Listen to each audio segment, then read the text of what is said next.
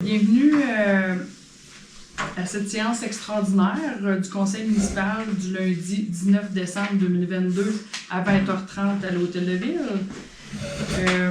À l'ordre du jour, au point 1, présence, 2, adoption de l'ordre du jour, 3, prévisions budgétaires 2023, 4, programme triennal d'immobilisation 2023, 2024 et 2025, 5, période de questions portant exclusivement sur le budget ou le programme triennal, et 6, levée de la séance.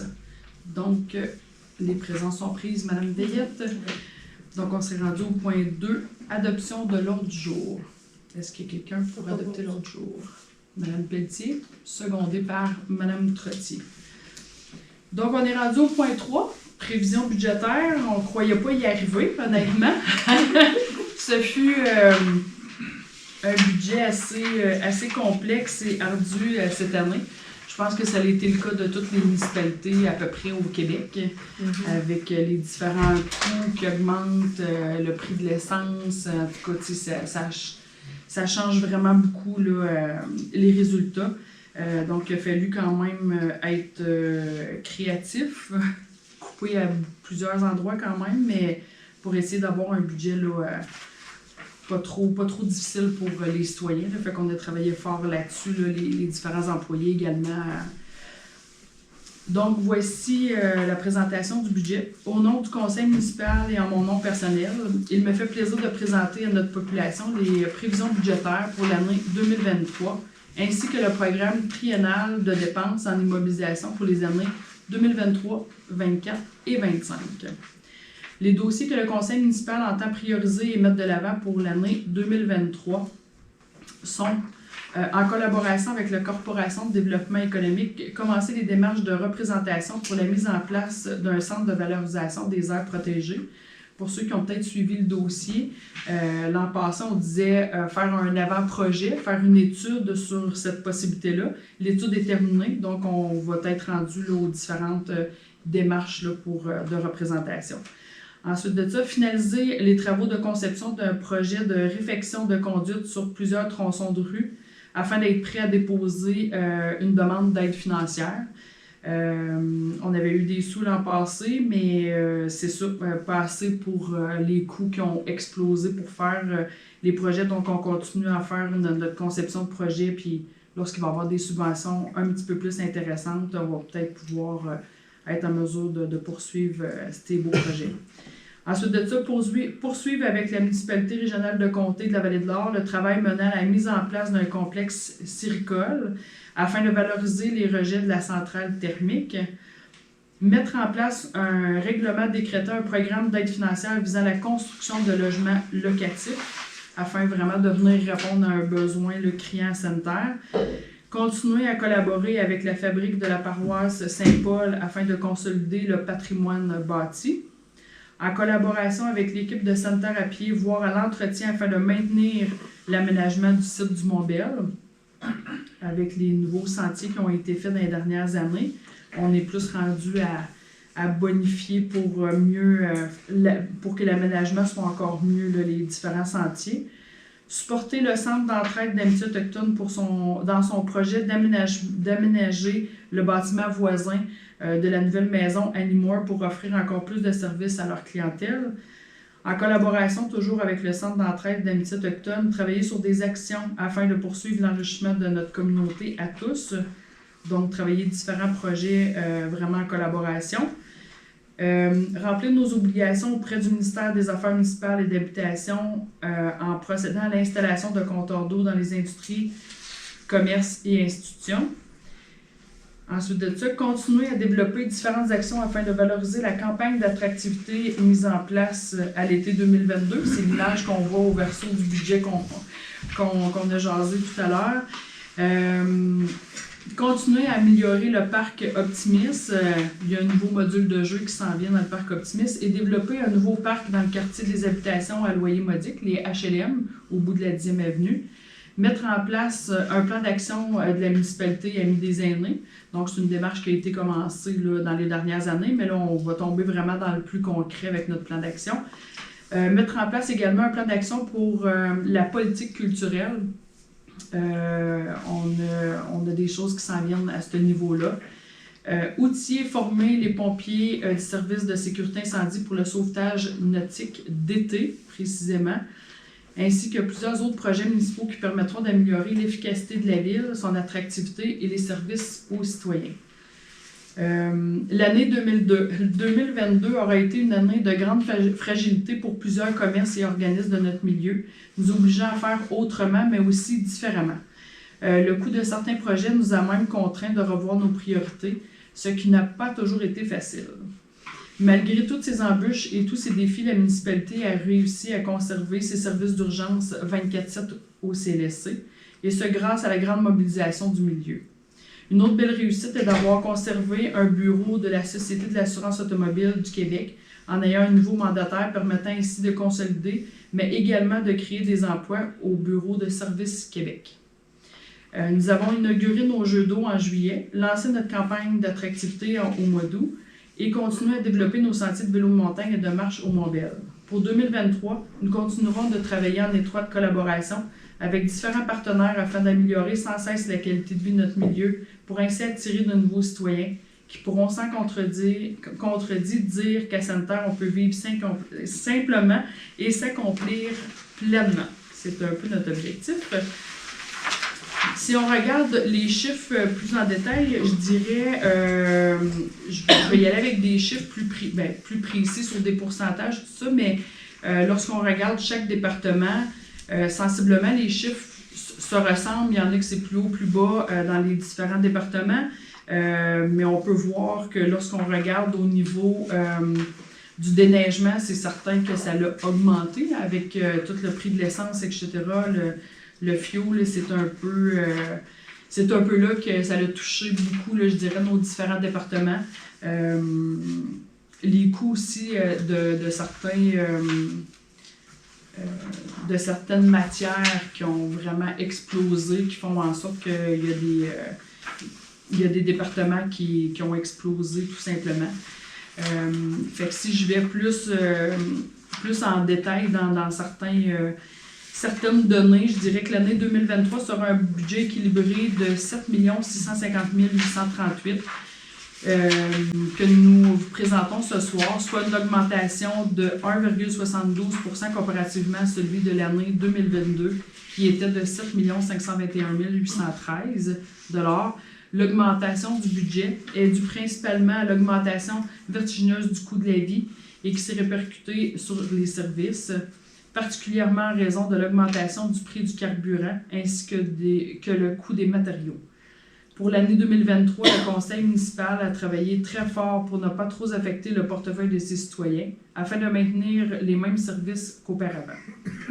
Cependant, nous avons été dans l'obligation d'augmenter le taux de service de déneigement de 1 $ par mètre linéaire pour le secteur urbain, ce qui représente une augmentation moyenne de 1,2%. Afin d'atténuer l'augmentation du carburant, nous avons été dans l'obligation d'augmenter le nombre de tronçons où la neige sera déposée sur les côtés. Pour les secteurs de villégiature du lac Fayon et du Village 20, l'augmentation pour ce service passera de 186,29 à 250 $ par propriété, parce que c'est un coût fixe à la différence du milieu urbain. De plus, nous avons affecté une augmentation de 0,01 $, donc 1 cent du 100 $ d'évaluation pour toutes les catégories d'immeubles. Au global, pour une maison moyenne évaluée à 120 782 $, les changements apportés à la taxation représentent une hausse de 13,56 $, soit 1,7% d'augmentation, et nous allons aussi maintenir la possibilité de payer les comptes de taxes en 3 versements, comme c'est le cas depuis quelques années. Donc, normalement, mars, juillet et septembre.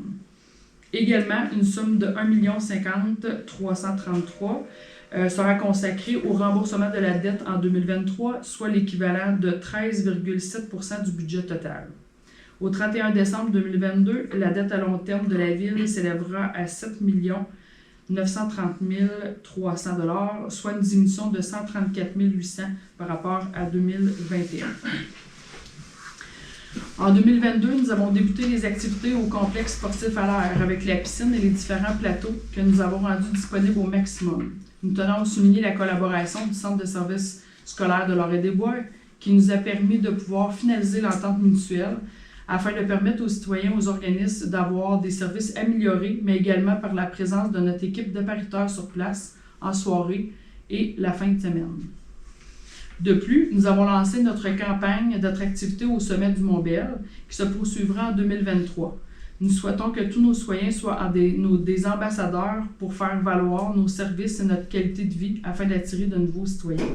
J'aimerais féliciter les employés municipaux qui quotidiennement servent la population, donnent un service de qualité et qui, jour après jour, contribuent à l'amélioration de notre qualité de vie à tous.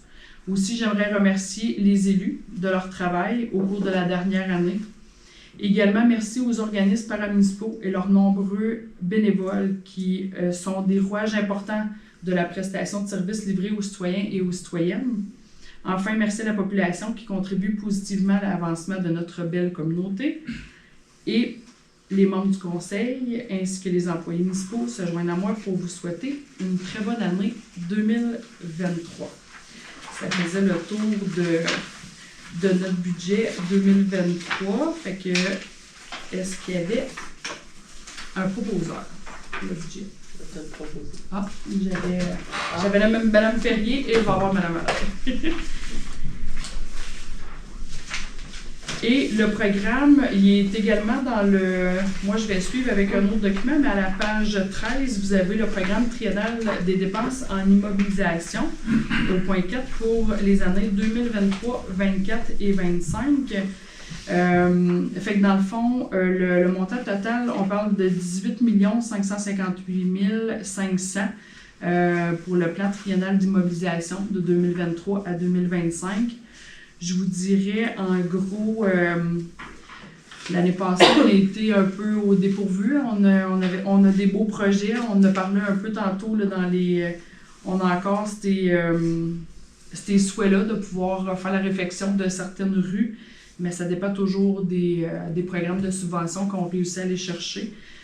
Donc, c'est certain, c'est quelque chose qu'éventuellement on veut pouvoir réaliser. Mais pour 2023, en gros, réfection des rues, on continue le service professionnel avec l'ingénierie pour pouvoir être prêt. Donc, c'est un montant qu'on a là-dedans. Cette année, on va changer nos lampadaires, certains lampadaires décoratifs. Ça devrait débuter au mois de mars. On a eu le privilège aussi d'avoir, je dis ça, le privilège, ouais, je pense que c'est un bon mot. On ne s'attendait pas à ça, d'avoir une belle subvention pour pouvoir changer nos lampadaires parce que c'est beaucoup, beaucoup de sous. Puis on le voit, là, il y a encore des lampadaires qui ne fonctionnent pas. Fait que, tu sais, ça commençait vraiment à être une priorité. On a reçu également un camion 10 roues, mais les sous, ça va être plus en 2023. Au niveau de notre camion 10 roues. On a également un camion vacuum, on a dit un récureur qui devrait s'en venir en 2023. Également un véhicule, un pick-up, un nouveau on dit camionnette, mais nous autres, on est plus habitués qu'un pick-up. Hein? Bâtiment de l'Hôtel de Ville, la même chose. Hein? Vous avez juste à regarder un peu, vous allez voir que les fenêtres, c'est assez vieux, je devrais dire. On avait fait faire des plans, mais c'est la même chose. C'est une priorité qu'on doit faire, changer les portes et fenêtres de l'Hôtel de Ville. Fait qu'on a mis une certaine somme dans le bâtiment. Et au niveau hygiène du milieu, les compteurs d'eau, on en a parlé tout à l'heure. C'est une obligation du ministère qu'on est obligé d'installer certains compteurs d'eau pour aller chercher certaines analyses. Fait que c'est des choses qui devraient se faire en 2023. Ça fait plusieurs années qu'on étire ce dossier-là. Puis là, ben, on se rapproche là, de la finalité. Également, on a au niveau système de refoulement, poste de pompage, purgeur d'eau. Fait que ça, pour 2023, ça ressemble à ça, nos différents projets là, qu'on a en place. Fait que j'aurais besoin d'un proposeur. heures. Je vais vous proposer ça. Oui, ben je ne sais pas pourquoi je vous ai regardé, M. Fournier, là, mais Je vais vous parler encore. c'est ça. Est-ce qu'il y avait quelqu'un pour seconder? Fait que j'ai Mme Pelletier. Donc, on serait rendu déjà au point 5, période de questions portant exclusivement sur le budget ou sur le programme triennal. Fait que je ne sais pas si vous avez des questions précises. Oui, justement, c'est le programme triennal. Oui. On voit l'urbanisme, industrie et commerce, 15 000, puis il n'apparaît aucun montant. Page 13. Oui, c'est ça. Moi, j'avais comme un autre document, je vais aller le chercher. En Il 2021. n'y a pas d'argent pour aller dans cette période dans l'année 2025. Tout doit être réalisé avant. OK, ah. C'est drôle. Pas un trou. C'est pour ça qu'il y a 30 000 au total. Oui, le total, il est là. Oui, c'est ça. C'est vraiment 15 000 en 2023, 15 000 en 2025. Oui, exactement. Est-ce qu'il y avait d'autres questions par rapport au budget? Ou...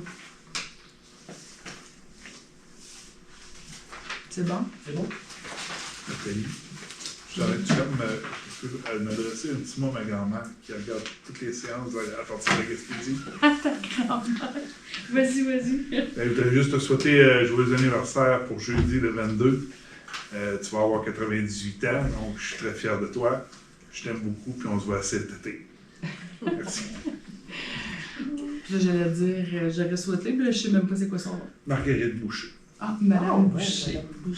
Hein, Madame Boucher, ben oui, peut-être parenté de la face gauche, je ne sais pas. Donc, on vous souhaite un bon anniversaire, Madame Boucher. Donc, on serait rendu au point 6, levé de la séance.